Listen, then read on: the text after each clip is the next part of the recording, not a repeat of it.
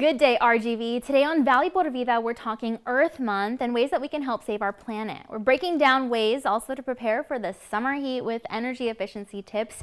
We're showing you the best fishing spots to catch a red snapper and so much more. The show starts right now.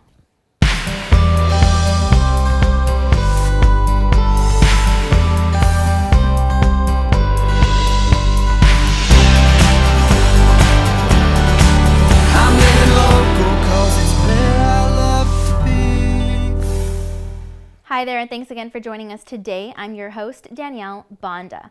Now, the world recently honored and observed Earth Month, and so in an effort to help raise awareness for all that we can do for our beautiful planet, our team decided to speak with world-renowned author Christopher Lloyd of What on Earth books, and he was able to break down some exciting news. See, he recently partnered with His Royal Highness Prince Charles on a new book that helps to encourage and motivate children to get involved in efforts just to save our planet. It's up to us building a brighter future for nature, people, and planet, says the book. It even includes a foreword by Prince Charles himself and has illustrations created by over 33 award-winning artists from around the world. So we sat down with him for an exclusive. Take a look.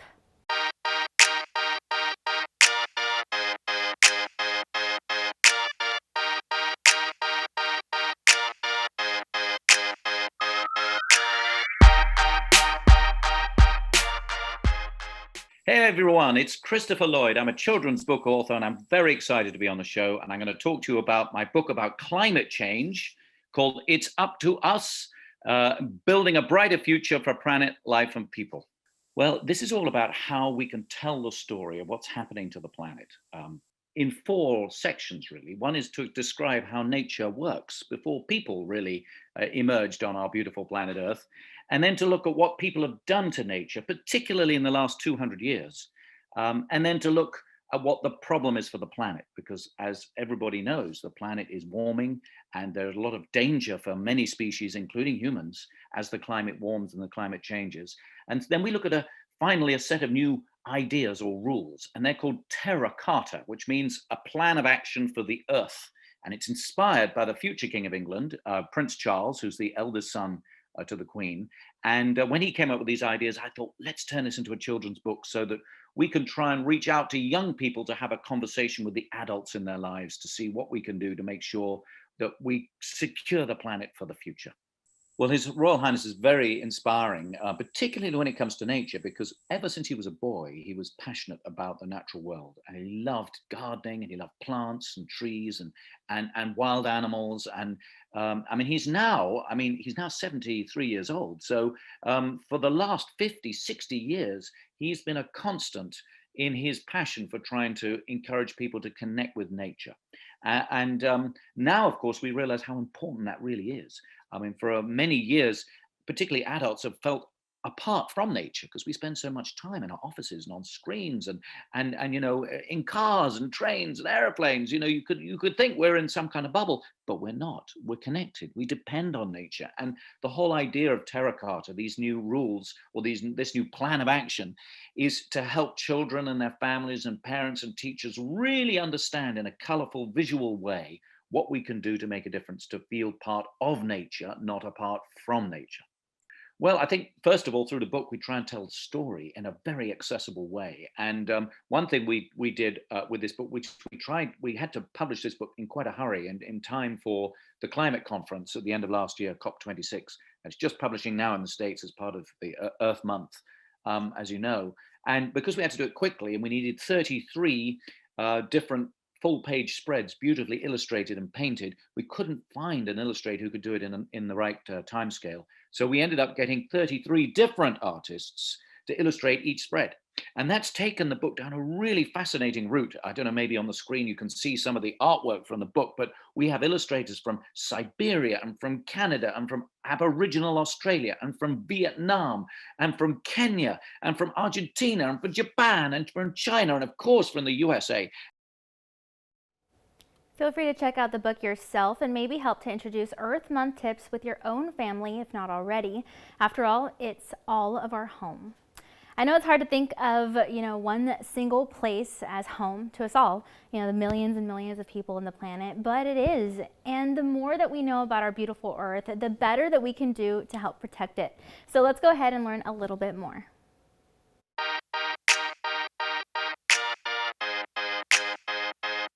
So according to parade.com, it makes sense that the Earth is not a perfect sphere.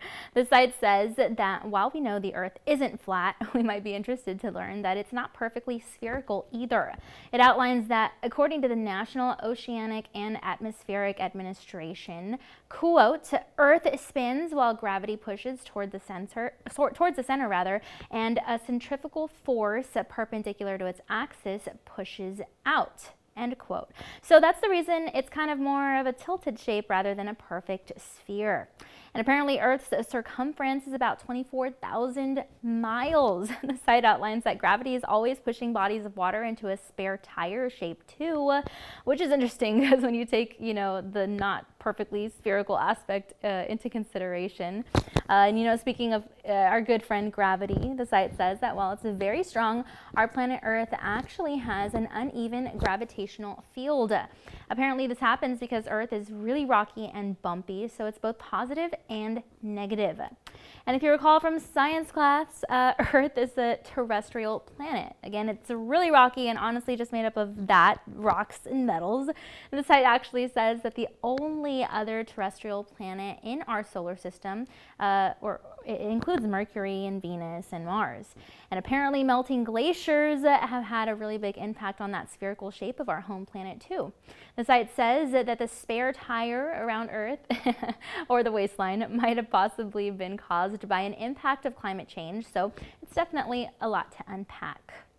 It's hard, to study the Earth for many evident reasons, but one of those is that it's constantly spinning.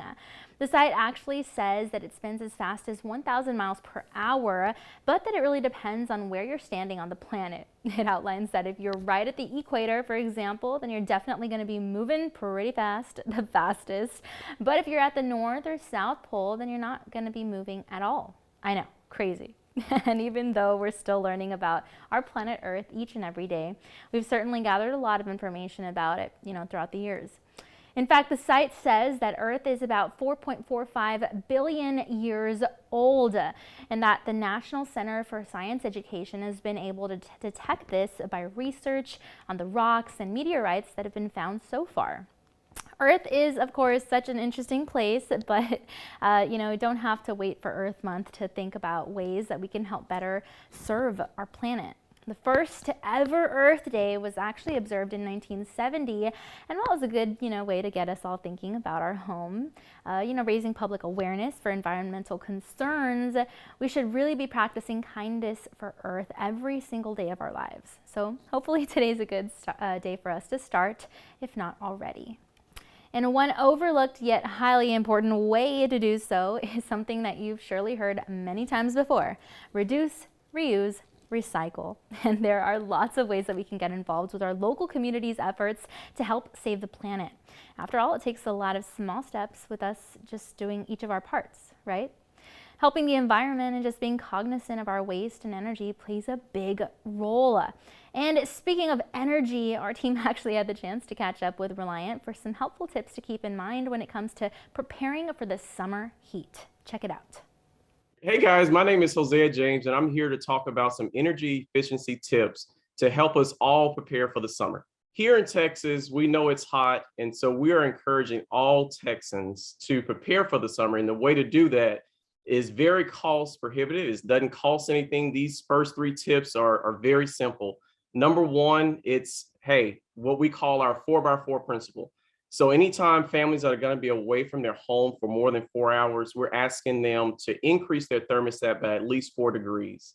Another cool efficiency tip is just making sure your AC is efficient. And so what that looks like is on the inside of your home where the air vents are located, is making sure that it's free from any obstruction, such as furniture, such as curtains or anything like that. And then also on the outside is just making sure that the same thing at that AC unit, you want to make sure it's free of debris, flowers, plants, or any tree limbs. So, one of the things that we always sometimes forget as Texans is to make sure that we close our curtains and our blinds. What we found is that direct sunlight has about 30% more demand on the AC unit.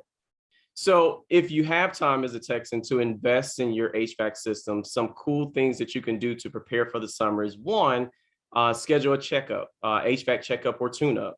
And what that looks like, oftentimes as people or individuals, we are very intentional about making sure that we maintain our vehicles, right? There's a preventative maintenance that we do to make sure that our vehicles are efficient and keep running or last longer, right?